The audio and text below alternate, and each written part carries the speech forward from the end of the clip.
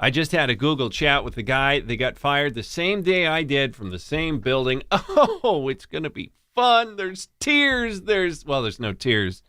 There are some jokes, and we'll see how his life is going. Skeeter, coming up next. Timothy Goodrich, formerly Skeeter. Yeah. Are you still Skeeter? To some people, I guess. Yeah, I guess I always will be.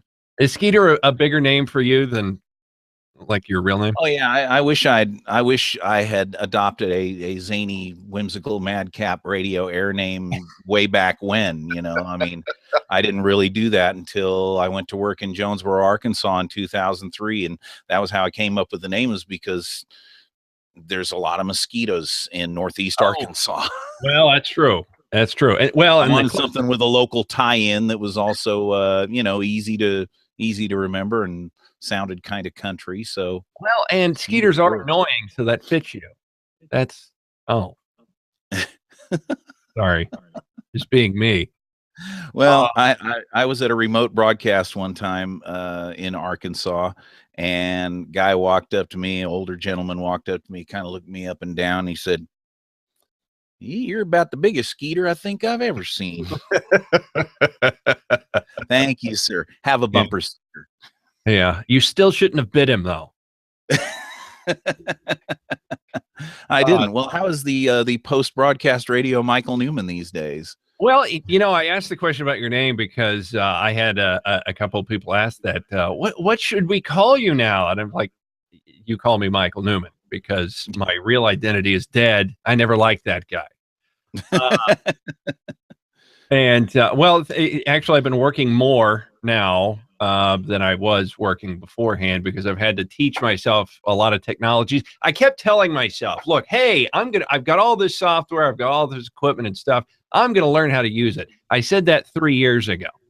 And it seems like whenever I get home, it's time to drink beer and watch Netflix. And I'm very, very good at that. I've become quite adept at those things. But as far as learning how to do this stuff, I sort of put it off till last minute like I was in high school, and now have had to teach myself graphics and editing and the whole thing. So that's... Yeah, well, some folks have, I guess, more of the means to do that. I have basically been kind of figuring out my options, and as I did a Facebook Live video a couple of days after I guess it was a few days after I was let go. Mm-hmm. And I've done radio for 36 years. Mm-hmm. And when you get up about my age, which I'm 56, I'll be 57 this summer, you start thinking, okay, what options do I have? Let's see. My option would be to move out of the market if I want another radio job, because there aren't any here. There are 2 groups doing radio in Topeka, and I was let go from one of them, and the other one ain't hiring. And it is. So it was actually my oldest stepson, Kenny, came home from his run. He drives truck for Schneider. He's been there for 2 years.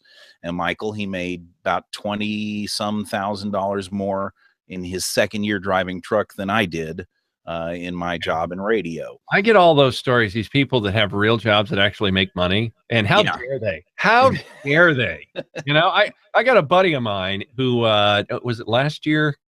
He's probably been there right at a year now as a store manager for a Home Depot, right? He's the man. And he's been working for Home Depot for the past 12 or 13 years or something like that. And he finally got a store of his own. And, well, let's just put it this way. I was dog sitting all last week so that he could get his house redone. Like all of it. So he's making huge amounts of cash. He's doing very well for himself. But then again, what I do is something. As a matter of fact, I felt good when he told me this. This is back when I was doing my talk show. He says, I couldn't do what you do. And he's a very smart guy. He's a very capable guy. And it was nice to hear him say something like that. And not everybody can do the kind of stuff that we've done. I mean, I know you did music radio for many years before you transitioned to talk. And so, I mean, I kind of always wanted to explore maybe transitioning to talk at some point, but I didn't know that I could bring a fresh approach to things, which you really have to do in that particular type of radio.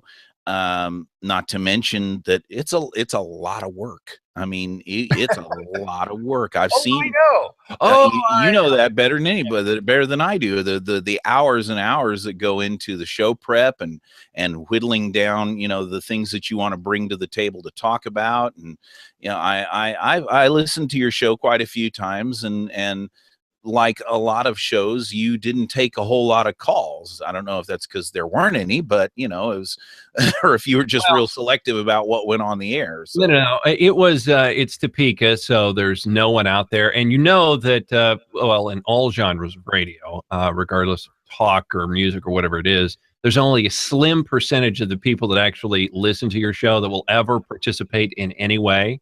True. That's true. Less than 1%. So when you're in a market, in a station that doesn't market itself to grow its size, you have a very small group of people that would even be willing to call into the show. So I forgot. I just decided long ago that I wasn't going to worry about phone callers. I was going to make sure I could fill 3 hours every day.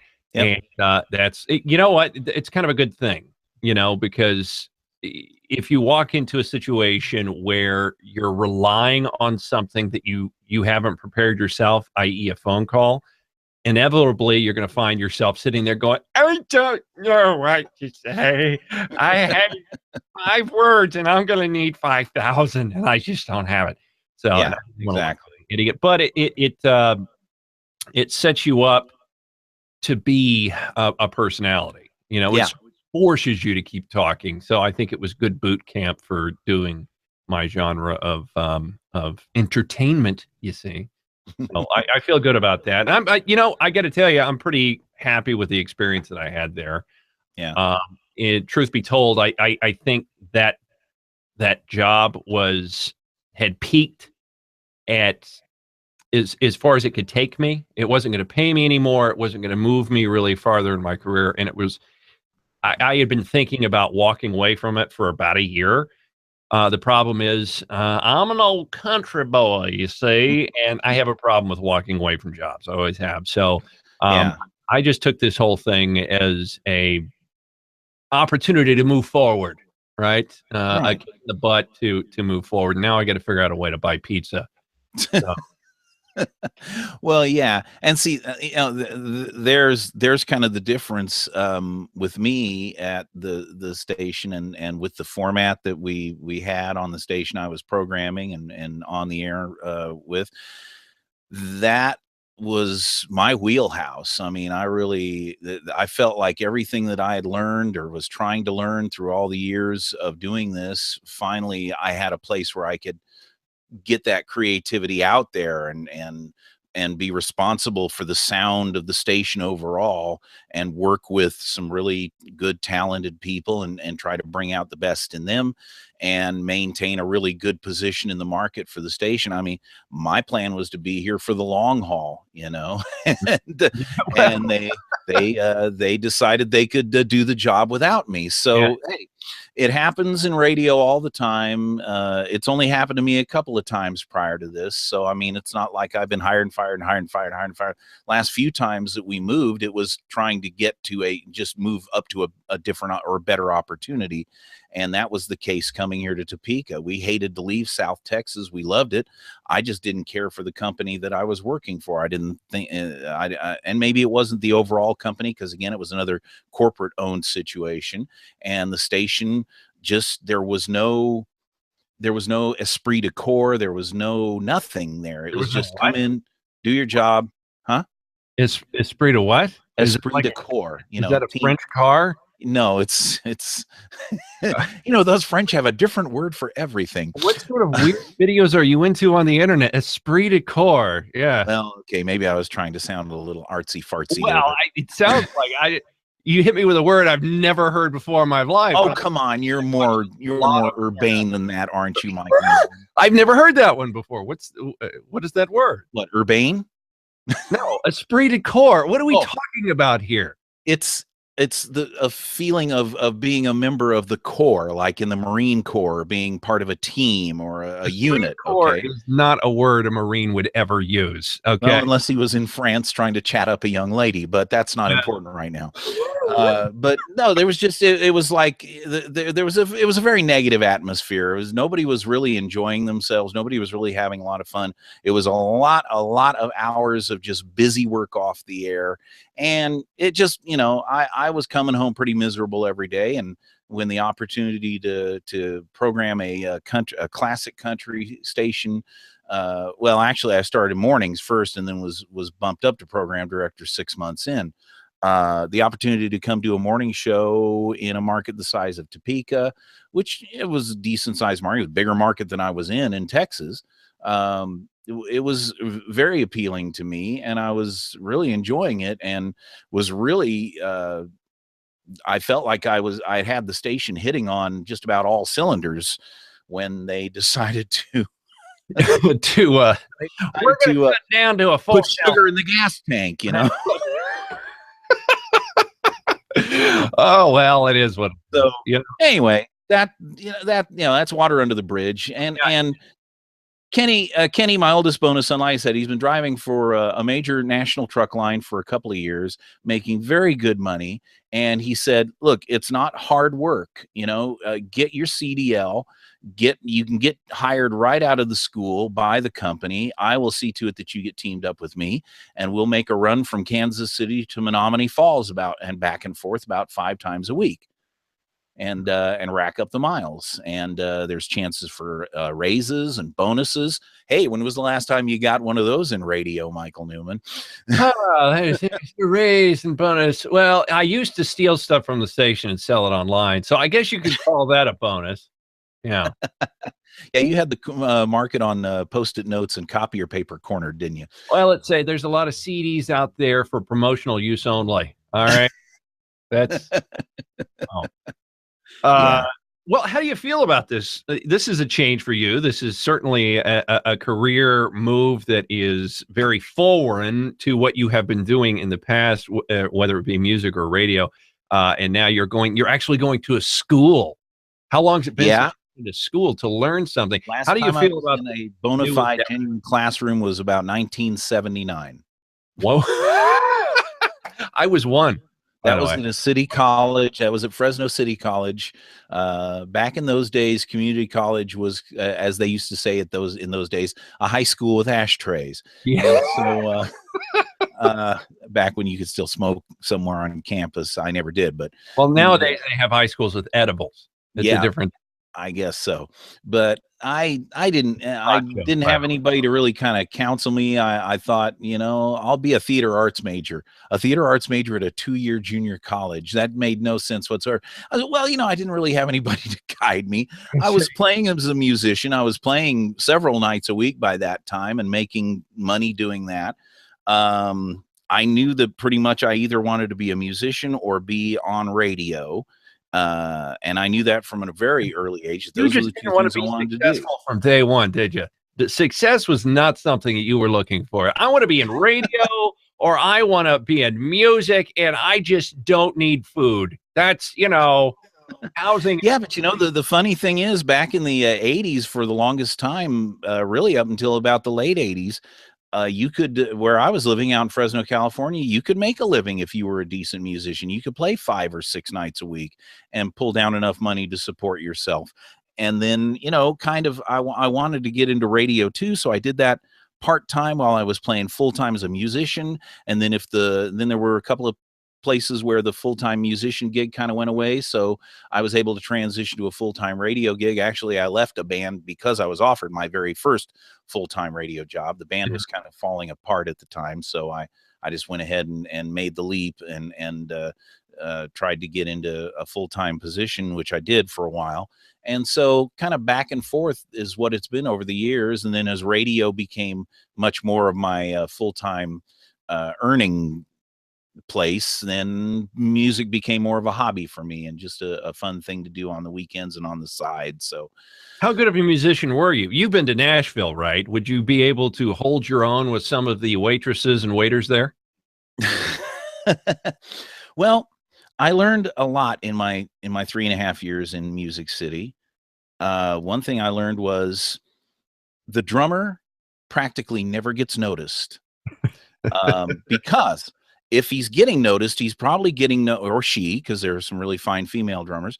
If the drummer's getting noticed, it's probably because they're either playing really badly or wrong, or they're just playing so much, so over the top and for what's required, and not very tastefully, that that's how they get noticed for that. I Mhm. just always tried to play very tastefully and play what was the song called for. Most of the time is all cover tunes anyway. Right. So I just play pretty much what I knew from was on the record. Of course, I've listened to these records for 30 years, Mhm. and knew the songs pretty much forwards and backwards. It wasn't hardly one anybody could throw at me that I didn't know. And so I felt that, and I was told before I moved there that Nashville is at least a 5-year town. You got to give yourself 5 years there. And I fell a couple of years short. I just didn't stay there long enough. Part of the reason was because I had the beginnings of what I thought was my dream radio gig. I was working part-time at 650 WSM, which is the home of the Grand Ole Opry. It's the flagship station of the Grand Ole Opry. I was a part-time weekend announcer, filled in during the week when I could around my other part-time jobs that I had, and was just trying to get established there. And then that was the time prior to this last time around, when my job was eliminated because of budget cuts, and I was only putting in maybe 8 or 10 hours a week. Wait a second. Budget cuts. You don't have a budget. There is no budget for me. I'm just here. What, you can't pay me in Fritos anymore? That's too much for you? I'd have been happy if they'd have just given me Opry tickets every once in a while, because in that was my plan. I was going to hang around until a full-time announcer opening came open and hopefully get in line for that. If I was hired full-time, I was gonna hopefully maybe align myself to maybe someday be a Grand Ole Opry announcer, which is a pretty prestigious thing. It's pretty cool in the world of country radio and country music. So and I worked alongside Opry announcers and the many great talents that had been there for a long time. So I thought, man, this is it. This is where I should be, because this is the music I know. It's the music I love. It's Nashville. It's the Opry. It's everything. Well, then I get a phone call saying, sorry, you're among the about 14 people or so that are being laid off. So that ended that, and I looked around for some other radio gigs in Nashville, and at the time there just really weren't any. And Yeah. it's just so happened, and you're gonna love this. Just a few weeks after this happened, that I got laid off from WSM, it was time for the country radio seminar to come to town. Right. This is where all the program directors, all the big shots in country radio and the record labels and the music business all convene on Nashville. And it used to be at the old convention center. Now they have it at the brand new, beautiful Music City Center, which I've heard is incredible. I've only driven by on the outside, never been on the inside of it. Well, they would never let you in. Well, no. Well, and you see, that's just it. I didn't have a ticket to get into CRS in 2003. So I put on a sport coat and dressed real nice, business casual.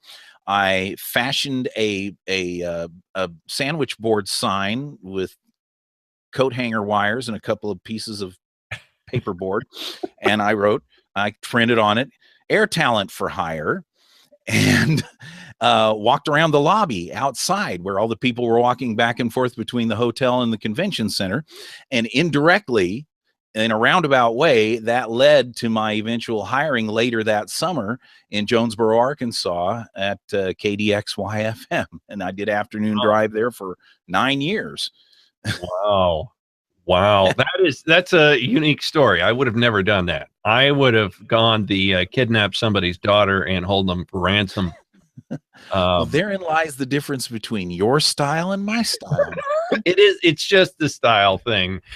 That's all it is. Well, that's cool. I mean, look, there are very few careers in all of the world that will afford you some of the opportunities that you get in radio, some of the stories that you get in radio. It is, you meet the weirdest people. Oh yeah, usually the bottom and of some of the nicest people too. a couple of them, but generally they're well, if you're me, you do. I don't know about you. Well, it's the bottom of the barrel of humanity that is in radio, but they're great for stories, and it's a fantastic learning experience. But eventually, it's kind of like never leaving high school, in a way. Especially if you do a lot of on-air stuff. It's like you never left high school. You're going in every day, and you're trying to impress your friends, and that's kind of what it felt like for the past, I guess, 20 years or so. And now I'm trying to impress the world, which is a little bit different. And I don't know. I think it's going to work out one way or the other. But then again, I could, I've got a couple of years. I could probably learn to drive a truck too. So I tell you what, give it 6 months, and then we can make this a threefer on this run. Well, all I can say is that I don't, again, when I mentioned earlier that I'm going to be 57 this summer, if my health holds up well and I take care of myself, I could drive for 10, 12, maybe 15 years and actually have something to show for that time, sock away some money in a 401k and wow. Have something to show for all the effort. And even if I don't stay on this Kansas City to Wisconsin run, in a couple of years, I get some good experience under my belt, and I could transition to something that had me home more than just on weekends, which is what I'm facing with this. But you know what? My wife and I have talked it over, and we're fine with it. We know that that's the way to get this ball rolling for us. So down the road, when you have experience, just like in radio, more options open up for you. So what does your wife do for a living? Well, she's working part-time right now at a local fabric store, which is for her like being, in hog heaven, because she loves talking sewing and material and things like that. So she gets to be around a bunch of mostly ladies who all get to talk about sewing and crafts and home decorating. And she's very, very good at what she does. You know what you should do? You should talk her into a real estate license. That way you can just hang around the house and do nothing.